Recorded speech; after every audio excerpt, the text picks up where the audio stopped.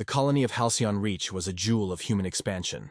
Built on the edge of the Persean Rift, it thrived where no other species dared to settle. 20,000 families carved life from barren stone, erected domes of glass that glowed against the void, and filled the silence with laughter and music that carried across the comms. The aliens came not in peace, nor in secrecy, but in arrogant thunder. The Veil Dominion, a species of crystalline warlords, declared humanity's expansion an offense against their ancestral void. They sent fleets, dagger-shaped warships that tore through orbital defenses as if they were dust motes. Halcyon's militia fought, but their ships were brittle knives against the Dominion's blades of plasma. The Veil didn't simply destroy. They performed. They wanted witnesses. They broadcast their conquest across the system, showing colonists screaming in burning habitats, orbital rings torn apart, children dragged from shelters. The Dominion's commander, High Shard Lord Vakarn, addressed the galaxy with chilling pride. Behold what becomes of vermin who stretch their claws too far. Humanity's colonies will shatter like glass. Their cries will echo as warnings. Their steel shall rust in silence, for they are unworthy of stars. When Halcyon Reach burned, the screams carried farther than light itself. Feast of cruelty. The Dominion's boast, the Veil feasted in their crystalline halls as the smoke of the shattered colony lingered. To them, it was a game. Humans, they claimed, were bold but soft. Too enamored with diplomacy, too entangled in ideals of coexistence to ever strike back. In the Celestial Conclave, the galaxy's great council, Vakarn's envoys mocked humanity openly. The ape creatures send envoys, not armies. They sing of peace and treaties, not conquest. They kneel to ideals that have no teeth. Their patience is weakness, their silence submission. Let the apes gnash their teeth in grief. They will do nothing. The other empires chuckled, some in nervous agreement. Humanity, they reasoned, would grieve and rebuild quietly. That was the way of Earth, always tolerant, always forgiving. The Dominion grew bolder. They announced plans to pacify 2 more human colonies. They drank crystal wine to the screams of Halcyon's survivors, replaying the footage like a hunting trophy. And in the depths of Earth's silence, they mistook stillness for surrender. The quiet before vengeance, Earth said nothing. No declaration. No fiery threats across galactic channels. Just silence. A silence so absolute it unsettled even their allies. For weeks, then months, the Dominion celebrated unchallenged.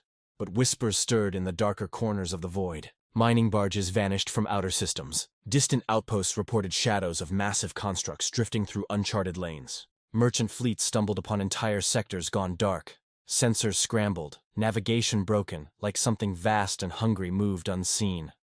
When the whispers grew louder, they came from survivors. Veil patrols began to disappear. Outposts reported fleets torn apart by something they couldn't track. Survivors described ships of black steel, unmarked, moving without light, hunting like predators. Human silence had ended.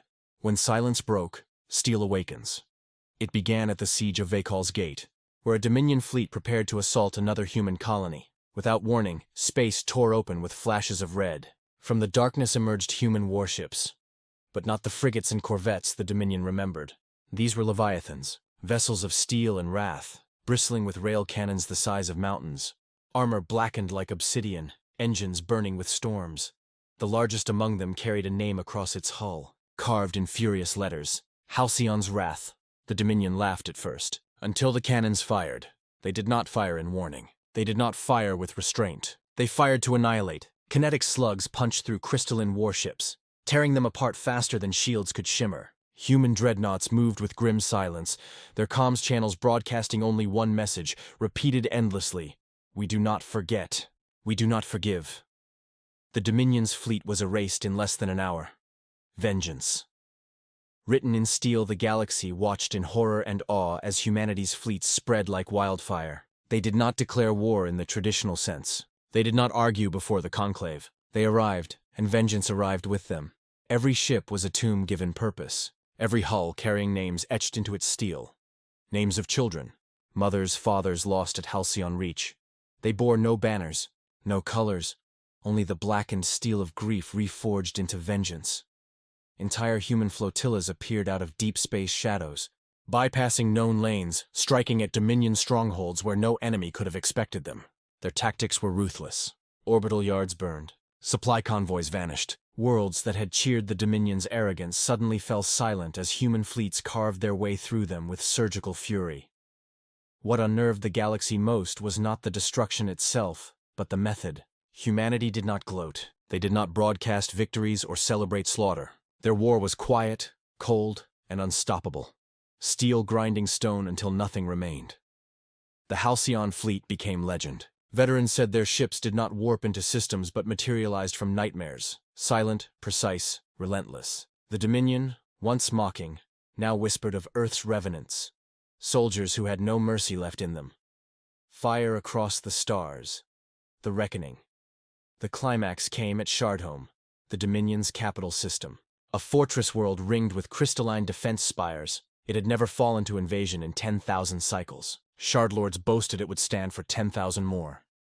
Humanity disagreed. When their fleets emerged, they blotted out the stars. Thousands of vessels, dreadnoughts, carriers, siege platforms filled the void, their black hulls reflecting the Dominion's shimmering defenses like a funeral pyre. The Veil threw everything into the defense. Swarms of warships, orbital cannons, planetary shields. But humanity's vengeance was no storm of rage. It was calculated extermination. Their dreadnoughts advanced in silence, each shot tearing holes through defenses as though glass against hammers. When the planetary shield fell, Earth's soldiers descended. Armored in steel marked with the names of Halcyon's dead, they marched without hesitation. Cities burned. The Shardlords screamed orders. Civilians begged for mercy. Humanity gave none, and in the great crystal citadel, where High Shardlord Vakarn once mocked them, the halls lay shattered. His last sight was not of fearsome monsters or alien nightmares, but of human soldiers, silent, their visors reflecting fire. His empire died in silence, save for the thunder of human steel. The weight of silence. Aftermath. When it ended, the galaxy trembled. The Dominion was gone, not defeated, not humbled, erased. Their fleets, their palaces, their cities, ground into dust. And still, humanity spoke little. They did not hold parades. They did not gloat in the conclave. They returned to their colonies, rebuilt Halcyon Reach, and carried on. Their vengeance was not spectacle. It was necessity, but the message was clear. Etched across every surviving soldier, every warship, every scar left in space, never provoke Earth again. Whispers spread faster than light. Traders told tales of steel fleets appearing from nowhere, of soldiers whose silence was more terrifying than any war cry, of colonies that burned and returned tenfold stronger. The galaxy realized then a truth it should have known all along. Humanity's patience was vast, their silence endless. But when broken, their vengeance was infinite. Closing. Echo. The lesson of Halcyon in taverns across the stars. The tale is retold. A shattered colony, once mocked as fragile, returned with vengeance written across steel. The lesson passed in hushed tones. You may wound them. You may even break them. But do not mistake their silence for weakness. Do not believe their patience eternal. For when humans rise, they rise with storms. And nothing survives their vengeance.